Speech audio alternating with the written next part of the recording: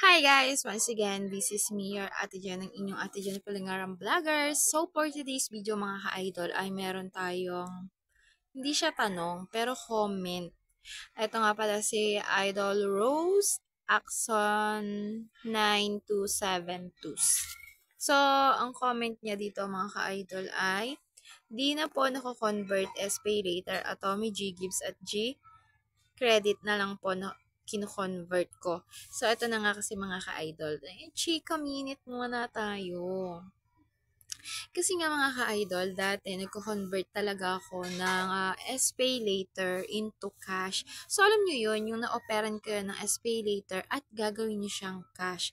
So, dati kasi mga ka-idol, ang ginagamit ko na pang-convert ay ang ating My Business account by using our QR code. Kaso nga lang, sad to say mga ka-idol, pagpasok ng siguro mga February 2025, ay hindi na po officially, hindi na po nai-convert ang ating SPay later into cash o mga kami. So, ito ay isang masamang balita, charot. So, sad to say nga mga ka-idol.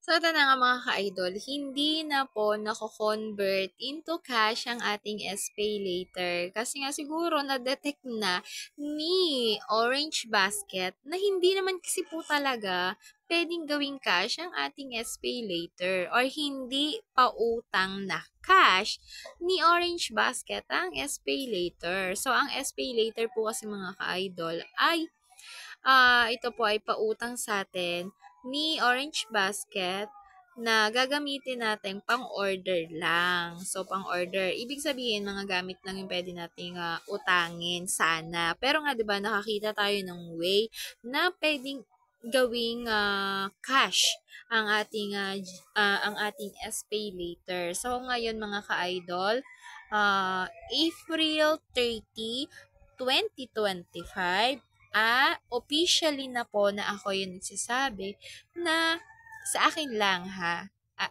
ewan ko sa iba, na hindi na po talaga nagiging cash ang ating SPay later.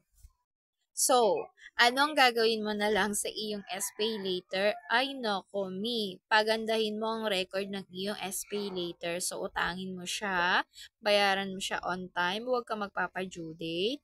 Ano pa ba? So, yun lang yung pinakamahigpit. Pwede mo siyang utangin ng utangin, pero pag oras na ng bayaran, huwag ka na magpa-due date kasi baka magkaroon ka ng violation at hindi ka na niya pautangin. Oo.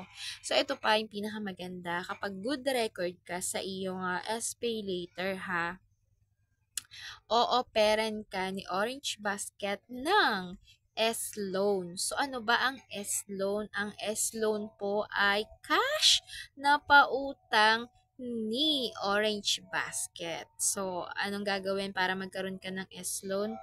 Good record, laging gamitin nga ang iyong Orange Basket, umorder ka ng umorder sa kanya.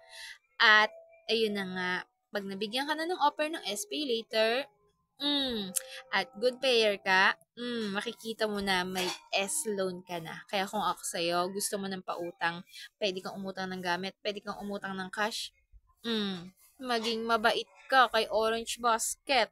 Ha?